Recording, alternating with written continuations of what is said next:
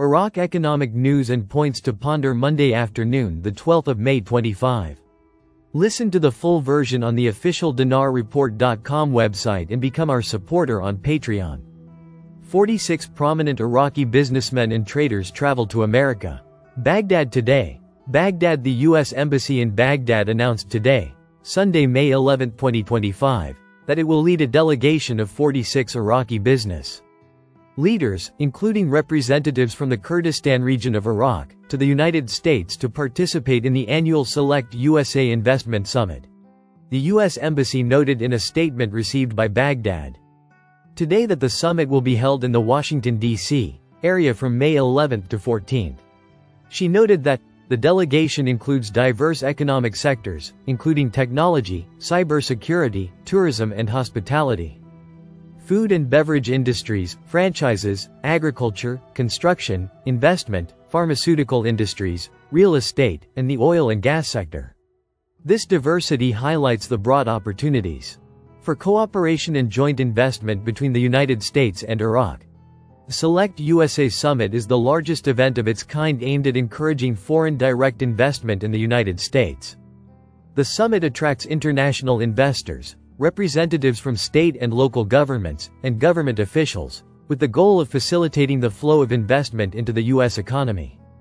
The summit is organized by the U.S. Department of Commerce, which provides essential information and services to help foreign investors understand and complete investment procedures in the United States. The goal is to enable Iraqi companies to identify investment opportunities in the United States and grow their businesses, according to the statement. He explained that this visit comes within the context of a series of important visits aimed at strengthening economic relations between Iraq and the United States in various sectors.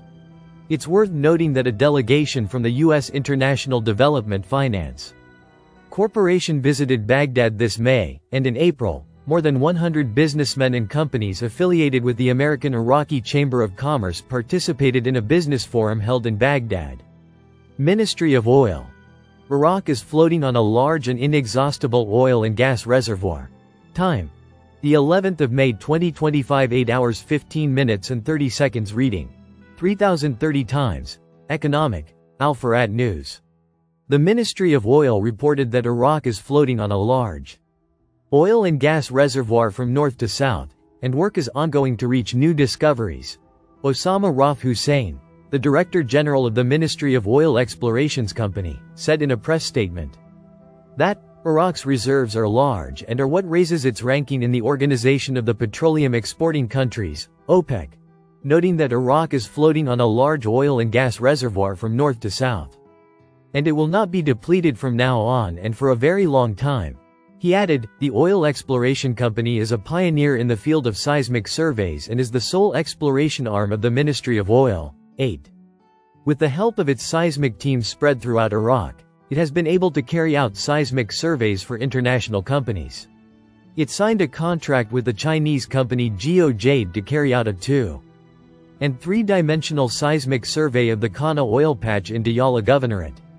This contract was implemented with purely national efforts and with modern capabilities, potential and technology that rivals what exists in the world. It was implemented in record time and with a 100% completion rate. In addition, a contract was signed with the Angolan company Sinangle to carry out 3-dimensional surveys of the Kiara field in Nineveh Governorate, which was completed 100%. The Oil Exploration Company received certificates of appreciation and praise from both companies for the information, accuracy and speed of completion. Hussein explained that, despite the limited and scarce financial capabilities, the company was able to carry out 15 2-dimensional seismic surveys at the national level, with completion rates of 102.4%, in addition to 4 3-dimensional surveys with a completion rate of 116%. He stressed that the Oil Exploration Company is currently using the most modern surveys in the world, and is in the process of introducing wireless technology, which is characterized by flexibility, ease of use, and saving time, effort, and cost. The Director General of the Oil Exploration Company indicated that it was able to achieve revenues estimated at 230 billion dinars during the past year, in addition to achieving revenues through the VSP vertical survey. Team estimated at $114,000 by signing a contract with the American company, Halliburton, in addition to contracts with Anton Oil, in the Al Fayha field, and EBS, in the East Baghdad field. He explained that the oil exploration company was supposed to receive an operating budget estimated at 200 billion dinars, of which the company received only 10%, noting that the company was threatened with ceasing operations had it not signed some contracts through which it was able to achieve high revenues. Hussein continued, "The mission of the oil exploration company is to enhance hydrocarbon reserves and replenish depleted reserves. This is achieved through exploration of hydrocarbon reservoirs and assessment of their reserves, through geological and geophysical exploration studies, and identifying the locations of exploratory wells. When they are drilled and produce oil or gas, this means they have added to Iraq's reserves and replenished depleted reserves through local consumption and export outside Iraq." Iraq was the third largest oil exporter to the U.S. last week. Energy Economy News: Baghdad, Iraq ranked third as the largest oil supplier to the United States last week. The U.S. Energy Information Administration reported that U.S. crude oil imports from 10 major countries averaged 5.269 million barrels per day last week, up 176,000 barrels per day from the previous week's average of 5.093 million barrels per day. The administration added that Iraq's oil exports to the United States reached an average of 229,000 barrels per day, making Iraq the third largest oil exporter to the United States last week. She continued, "The largest oil revenues to America during the past week came from Canada, at a rate of 3.834 million barrels per day. Followed by Mexico at a rate of 384,000 barrels per day, then Iraq at a rate of 229,000 barrels per day, then Colombia at a rate of 164,000 barrels per day, and then Saudi Arabia at a rate of 160,000 barrels per day." She explained that the amount of U.S. crude oil imports from Ecuador reached an average of 156,000 barrels per day, from Venezuela an average of 144,000 barrels per day, from Brazil an average of 86,000 barrels per day, from Nigeria an average of 83,000 barrels per day, and from Libya an average of 29,000 barrels per day. Customs automation increases government revenues to more than 59 billion dinars. May 11, 2025, Baghdad. Ibtihal al-Arabi Finance Minister Taif Sami revealed a quantum leap in customs revenues, exceeding 59 billion dinars, following the implementation of the ASYCUDA customs automation system at several border crossings.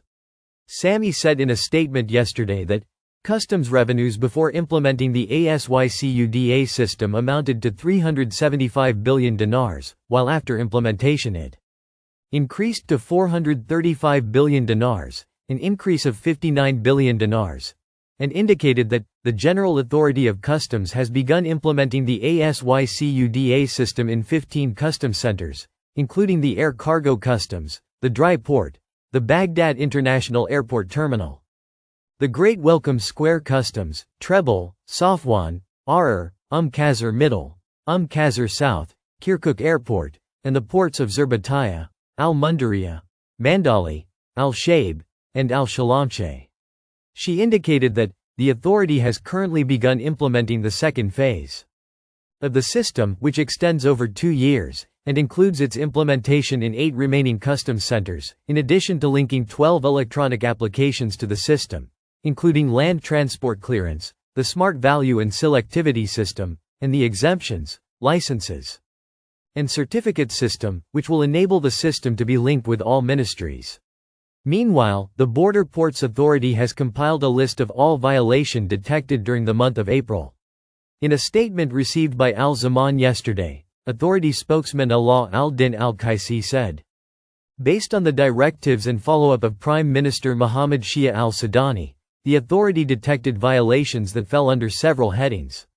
Customs violations." He stressed that the total number of customs cases referred from our ports to the judiciary amounted to 119 cases for customs violations, while 131 suspects wanted by judicial warrants were arrested. He confirmed that attempts to smuggle money were thwarted, with 6 seizures, and went on to seize narcotic substances and arrest their possessors, as 26 drug smuggling attempts were thwarted, as well as deport 155 people violating residency conditions, in addition to a number of joint activities with departments operating at border crossings, most notably with the General Authority of Customs, where the number reached 13 cases, including the destruction of materials unfit for human consumption, and the reissuance of goods that failed inspection. He continued that all violations were subject to the necessary legal measures, and were referred to the judicial authorities according to proper seizure reports, pointing out that all measures come from the implementation of government directives to tighten and control border crossings, and the authority continues to follow up on all violations and work to control and reduce their occurrence. Meanwhile, the Trade Bank of Iraq warned citizens of the risks of sharing their electronic payment card information. The bank's media advisor, Aqil al-Shuaili, said in a statement yesterday that the bank urges customers not to share their card numbers or confidential information, such as the PIN, verification code, or any other details, with any party. Official channels. He pointed out that there are electronic fraud attempts targeting cardholders through fake messages claiming to be from the bank, calling on everyone to exercise caution and report any suspicious attempt immediately through the bank's official channels. He went on to say that the bank continues to take all necessary security measures to protect customer data and ensure the integrity of their financial transactions. Listen to the full version on the official dinarreport.com website and become our supporter on Patreon. Source: Dinar Recaps.